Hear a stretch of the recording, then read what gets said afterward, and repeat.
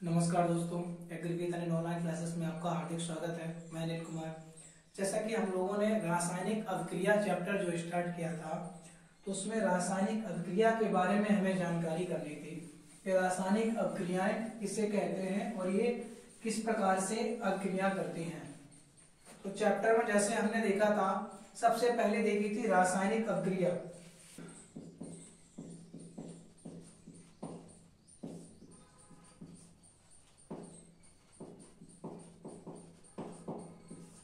रासायनिक अभिक्रियाएं, तो रासायनिक अभिक्रिया में जो पहली अभिक्रिया है उसको देखते हैं संयोजन। संयोजन अभिक्रिया या संकलन अभिक्रिया।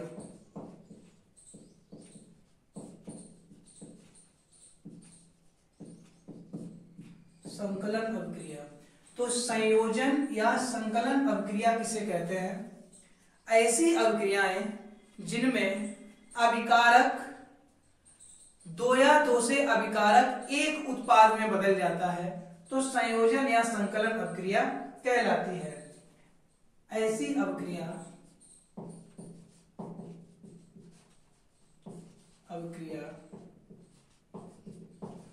जिसमें दो या दो से अधिक अभिकारक एकल उत्पाद में परिवर्तित हो जाता है।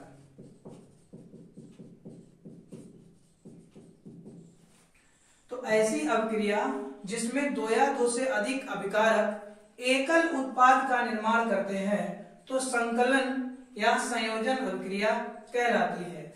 जैसे C+O2।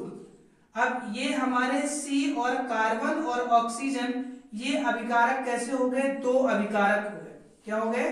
दो अभिकारक होते हैं। ये होता है अभिकारक। अभिकारक क्या होते हैं? रासायनिक अभिक्रिया में भाग लेने वाले पदार्थ अभिकारक कहलाते हैं, जबकि परिणाम स्वरूप बने पदार्थ उत्पाद कहलाते हैं। तो ये दो अभिकारक मिलकर के CO2, कार्बन प्लस ऑक्सीजन, तो CO2 एक उत्पाद बनाया। तो इस प्रकार की जो अभिक्रियाएं होती हैं वो संयोजन या संकलन अभिक्रिया कहलाती है।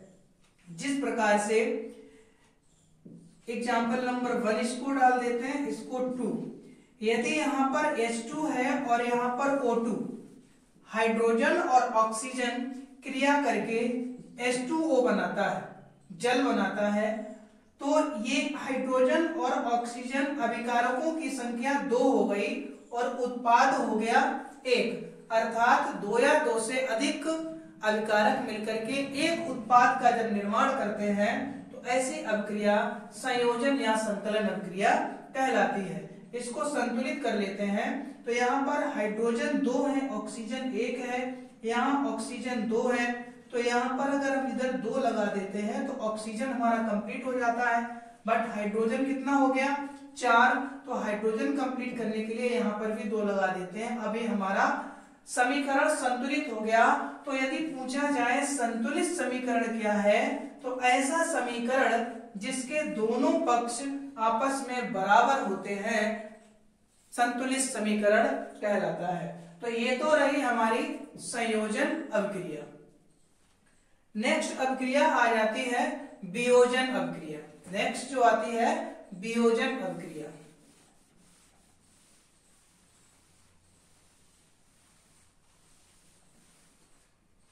वियोजन अभिक्रिया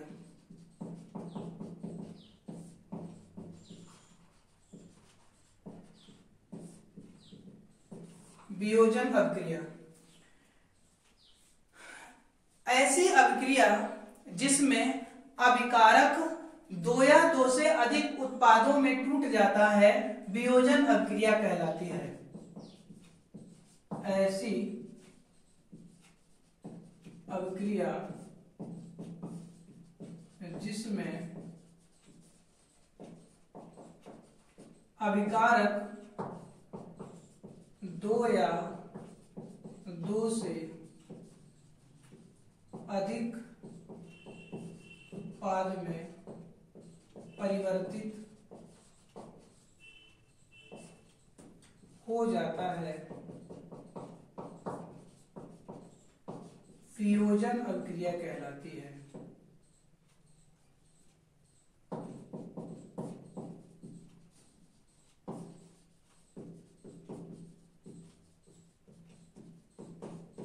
वियोजन अभिक्रिया कहलाती है।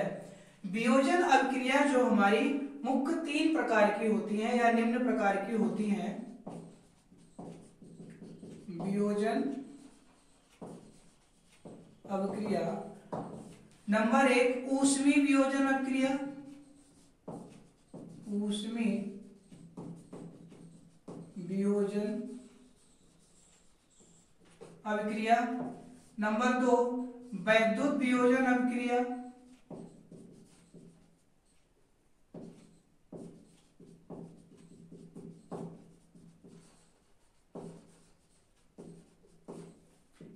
नंबर तीन, प्रकाशीय अभिक्रिया।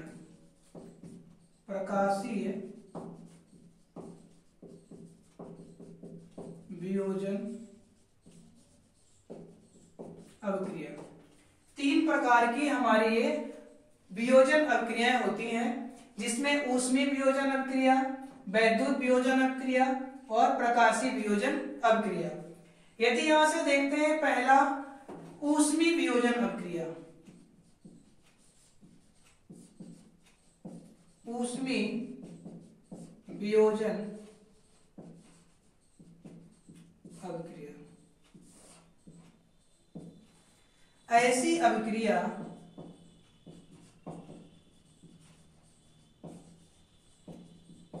जिसमें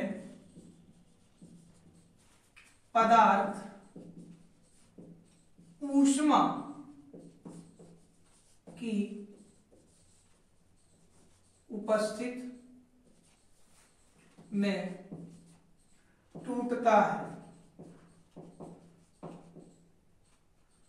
या वियोजित होता है।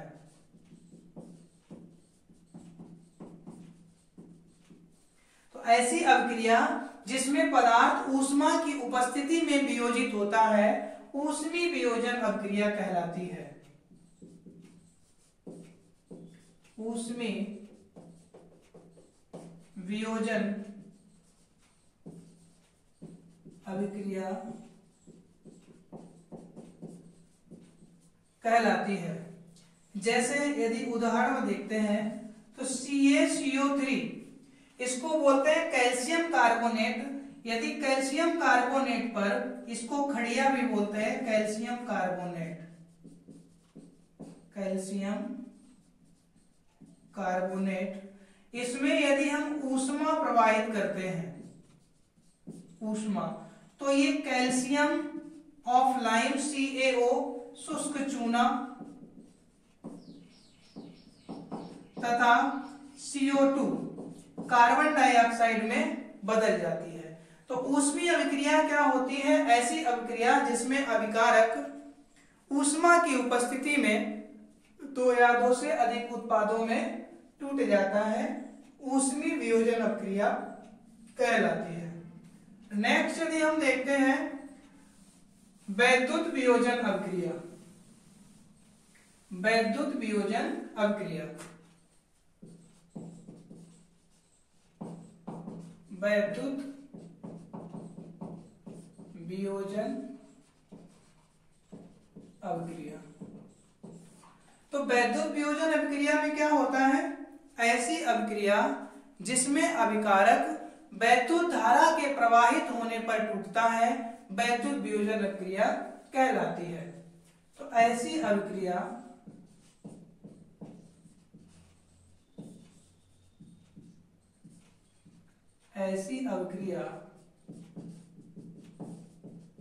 जिसमें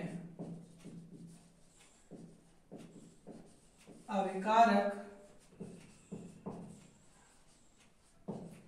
वैद्युत धारा के प्रवाहित होने से दो या दो से अधिक उत्पादों में बदल जाता है।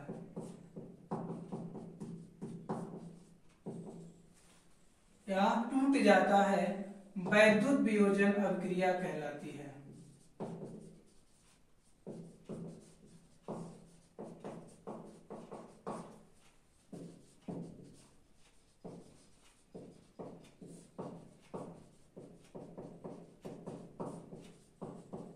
वैद्युत वियोजन अभिक्रिया कहलाती है।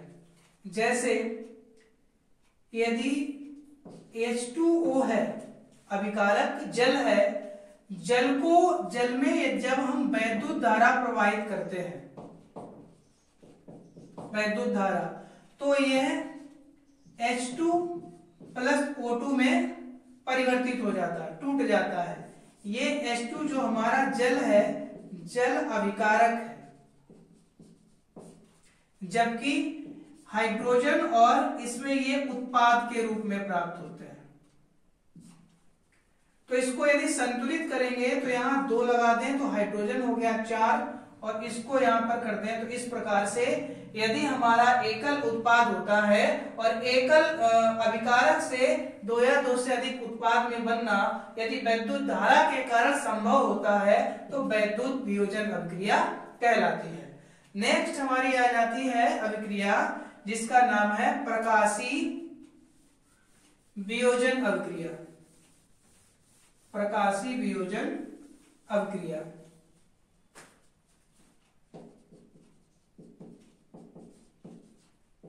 प्रकाशीय वियोजन अभिक्रिया।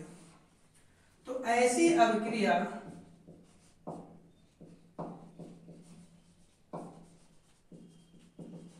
जिसमें अभिकारक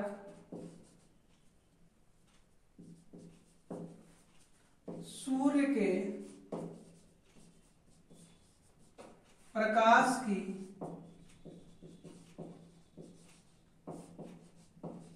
उपस्थिति में 2 या 2 से अधिक उत्पाद का निर्माण करता है प्रकाशीय वियोजन अभिक्रिया कहलाती है। प्रकाशीय वियोजन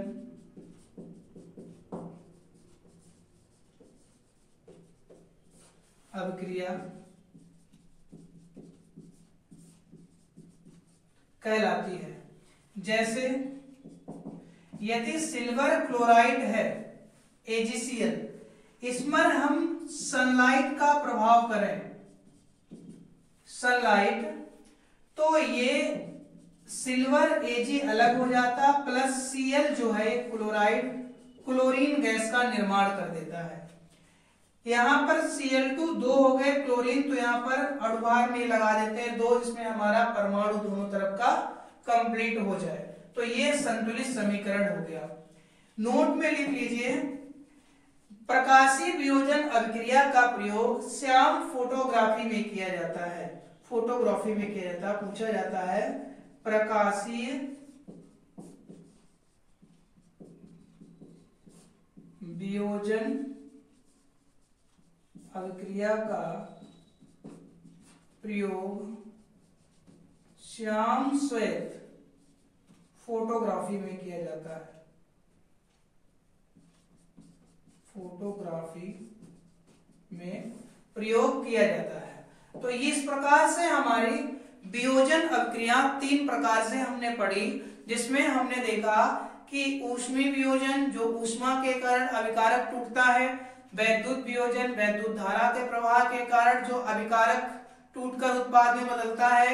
इसी प्रकार से जो प्रकाशीय वियोजन अभिक्रिया थी, इसमें प्रकाशीय वियोजन अभिक्रिया में जो हमारा अभिकारक होता है वो 2 या 2 से अधिक उत्पाद में प्रकाश की उपस्थिति के कारण टूट जाता है, जिसे प्रकाशीय वियोजन अभिक्रिया के नाम से जानते हैं। यदि तापमान के आधार पर अभिक्रियाओं की बात करते हैं, तापमान के आधार पर, तो तापमान के आधार पर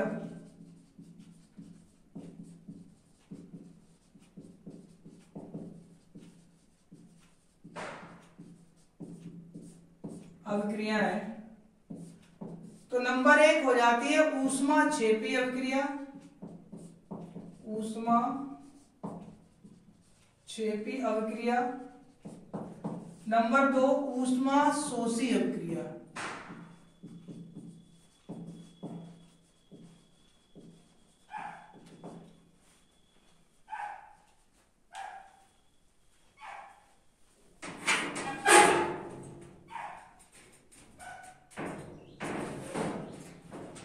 ऊष्माशोषी अभिक्रिया। तो पहली हम लिख लेते हैं ऊष्माक्षेपी अभिक्रिया।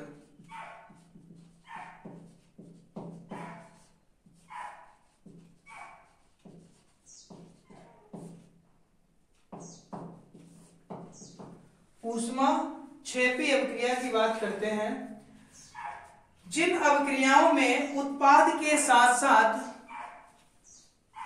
ऐसी अभिक्रिया कह सकते हैं जिन अभिक्रियाओं में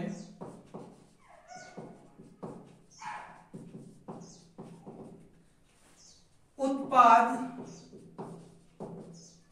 के साथ साथ ऊष्मा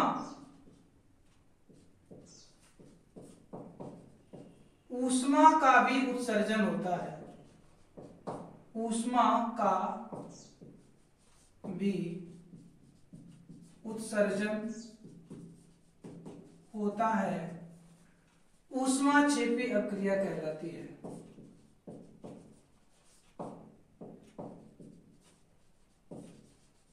अभिक्रिया कहलाती है।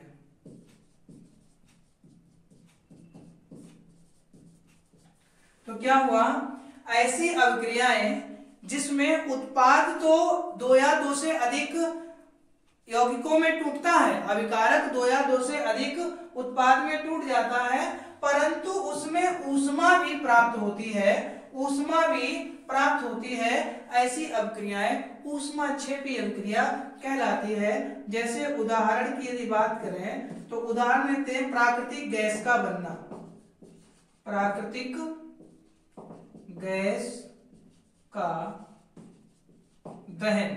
यदि प्राकृतिक गैस का दहन करें तो देखो जैसे CH4 ये हमारी मेथेन होती है, मेथेन को जब हम दहन करते हैं तो दहन ऑक्सीजन की उपस्थिति में होती है, ऑक्सीजन के साथ में, तो यहां से CO2 प्लस H2O में ये टूट जाती है, जबकि यहां से ऊष्मा उत्पन्न होती है, ऊष्मा उत्पन्न होती है। तो मेथेन का यहां से यदि संतुलित करेंगे तो ये 4 है और यहाँ पर 2 है, अगर हम यहाँ 2 लगा देते हैं हाइड्रोजन हमारा कंप्लीट हो जाता है, 2 दूनी 4, यहाँ पर 4 है, कार्बन 1 है, ऑक्सीजन कितना हो गया, तो 2 ऑक्सीजन ये हो गए, 2 ये हो गए, 4 हो जाते हैं। तो इस प्रकार से यहाँ पर हो जाता है 2O2, तो ये कार्बन डाइऑक्साइड है। तो ऐसी अभिक्रिया जिससे उत्पाद के साथ साथ ऊष्मा भी उत्पन्न होती है, ऊष्माक्षेपी अभिक्रिया कहलाती है। नेक्स्ट यदि अभिक्रिया की हम बात करते हैं तो ऊष्माशोषी अभिक्रिया, ऊष्माशोषी अभिक्रिया, ऊष्माशोषी अभिक्रिया की बात करते हैं, ऐसी अभिक्रिया जिसको संपन्न होने के लिए ऊर्जा, विद्युत ऊर्जा, प्रकाशीय ऊर्जा, वैद्युत धारा आदि की आवश्यकता होती है, ऐसी अभिक्रियाएं ऊष्माशोषी अभिक्रिया कहलाती है। ऐसी अभिक्रियाएं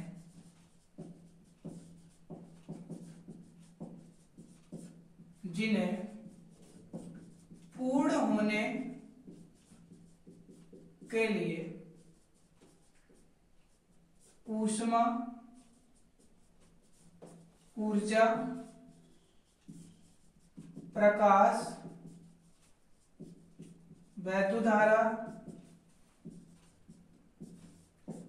आदि की आवश्यकता होती है, ऊष्मा शोषी अभिक्रिया कहलाती है। ऊष्मा शोषी अभिक्रिया कहलाती है। ऊष्मा शोषी अभिक्रिया जो होती है, जितनी भी आपकी वैद्युत वियोजन अभिक्रिया है, सारी की सारी ऊष्मा शोषी अभिक्रियाएं कहलाती हैं। वैद्युत वियोजन में आपका जो वियोजन है, वियोजन में चाहे फिर वो वैद्युत वियोजन हो या ऊष्मीय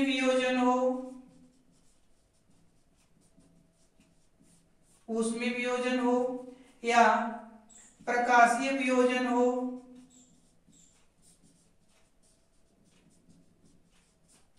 ये सारी की सारी अभिक्रियाएं ऊष्मा शोषी अभिक्रिया के अंतर्गत आती हैं, ऊष्मा शोषी अभिक्रिया के अंतर्गत आ जाती हैं। तो ऊष्मा शोषी अभिक्रिया क्या है? ऐसी अभिक्रिया जिसको संपन्न होने के लिए ऊष्मा, वैद्युत धारा या ऊर्जा की आवश्यकता होती है, ऊष्मा शोषी अभिक्रिया कहलाती है। मतलब छेपी और शोषी में इतना डिफरेंट है, ऊष्मा छेपी में ऊष्मा उत्पन्न होती है, प्राप्त होती है, जबकि ऊष्मा शोषी में कंप्लीट करने के लिए, अभिक्रिया पूर्ण होने के लिए इसमें ऊष्मा की आवश्यकता होती है, जिसे ऊष्मा शोषी अभिक्रिया कहते हैं।